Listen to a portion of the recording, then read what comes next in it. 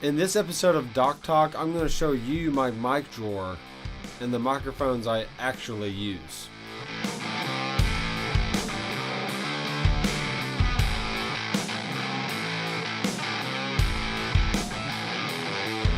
Hey guys, welcome to my channel. I am Dr. McFarland, and if you hadn't done so, please hit subscribe down below and go ahead and hit the bell so you'll be notified every time I release new content.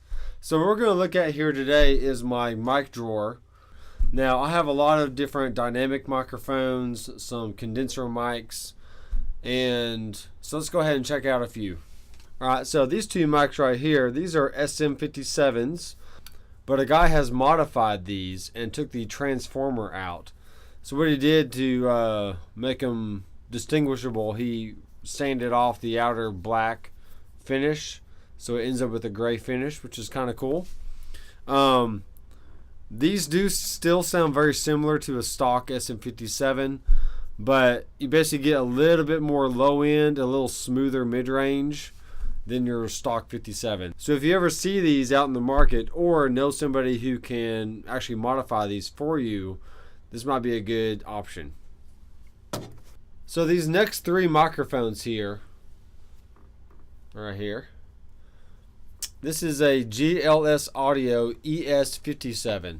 So this is basically an SM57 clone that I think sounds pretty close to the original, and you can pick up three of these for around 80 to 90 bucks off of their website.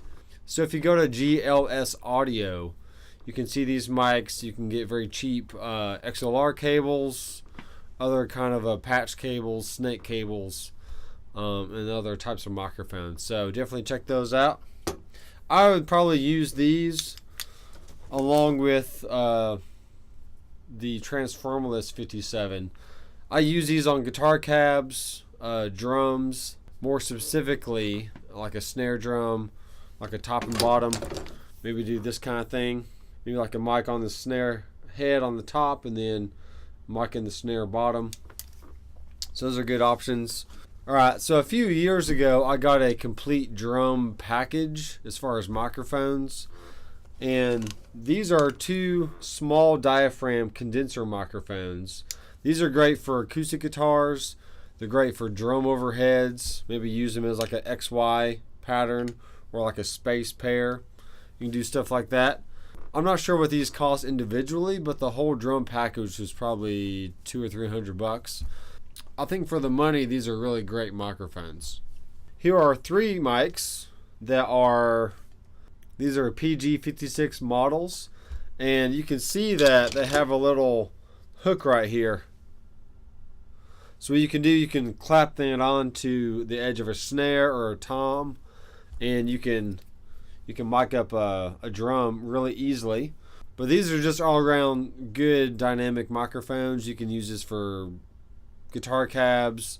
You could even sing to it if you wanted to. I actually haven't tried that, but I need to. Maybe do a vocal session with this little mic right here. I don't know, it might be cool. Alright, so let's get to some microphones that I use a little bit more often. And this is the Rode NT2A. See that? Alright, so what's great about this mic is it's very simple to use. It's got three switches on here. You see that? And we have a switch for figure 8, cardioid, and omni. We have a 40 hertz or 80 hertz roll off. And we have a 5 or 10 dB pad. So this microphone is a workhorse in my studio. Whenever I have a vocal session, I primarily use this mic right here. Just because it sounds good on multiple different types of voices. I'll hang it upside down like this and use it for acoustic guitar. Just a really good all-around mic. I can use this on guitar cabs, but I'll show you my alternatives I used for guitar. Okay. Alright, here is another Rode microphone. This is a Rode Procaster, and this is based on the RE20. So you can see it has a long kind of form factor to it, And this is a front-facing dynamic microphone. So you would sing into it like this. La la la la. Okay. And this has a very high SPL level. So you can use this for kick drums. You can use it for bass guitar, electric guitar. You use it for vocals. It's just a good all-around mic. If I had like a really like gritty kind of singer, I'd probably use something like this. Or if I was going to use this on a kick drum, I'd probably use this in the hole, maybe angle it slightly toward the beater, and just get a good fat sound. Alright, this is the Rode NT4, and as you can see, it has a cool XY pattern on there. And this is great for capturing like stereo images of like acoustic guitar. You can use it as a room mic, maybe set it 10 feet away from a drum kit and get a good stereo image. You can even use it for drum overheads.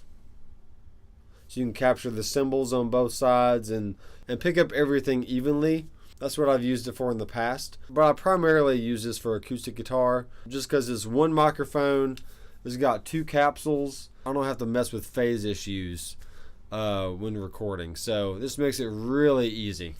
Alright, here's another microphone I use from the drum package. This is the Shure PG52. This is based on your D112 or any other kick drum microphone. It just handles high SPLs. Great at capturing low-end content. You can use it for bass guitar. Maybe do a vocal session with it. Not really sure. Maybe if you had a singer who had a really good low voice, you might try that out. But, you know, there's no right or wrong. There's no rules. Just do whatever sounds good to your ears.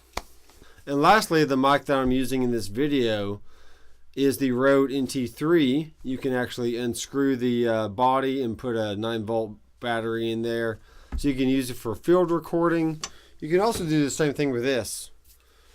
You can unscrew this. So you can stick a 9-volt battery in there. So you can go out to the middle of a field if you wanted to and record anything you'd want. So this is a great little mic. So that's the mics I have in my drawer here.